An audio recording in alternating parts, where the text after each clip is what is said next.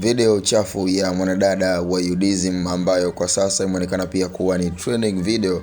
Hii ni baada ya kusambazwa na mwanaume wake baada ya kumaliza tendo, na nafikiri kwa wale ambao walifanikiwa kuona, nafikiri imezua gumzo na taharuki kubwa baada ya kuonekana kwamba siku hizi wanawake wazuri ama wadada wazuri wamekuwa na mashimo makubwa, yani mashimo ya kutosha. Kiuhalisia ukimwangalia sura yake, jinsi alivyo, muonekano wake, huwezi ukamdhania. Na ilikuwa ni katika miondoko ya vijistaili vya hapa na pale baada ya mwanadada kuwekwa na mwanaume wake, ambapo mwisho wa siku wa Tanzania kwa ujumla, baada ya video kuvuja, kila mmoja akashuhudia kwamba lile lilikuwa ni shimo ambalo halijawahi kutokea katika huu ulimwengu. Sasa tunashindwa kuelewa wakina dada, mwisho wa siku kuna zile kauli za kusema kwamba mwanaume ni kibamia, lakini je, kwamba unazungumza mwanaume ni kibamia ila umeliona lile shimo ambalo wewe unaweza ukamwambia mwanaume aweze kuhakikisha kwamba anakuridhisha ama pia anafanya kile kitu ambacho wewe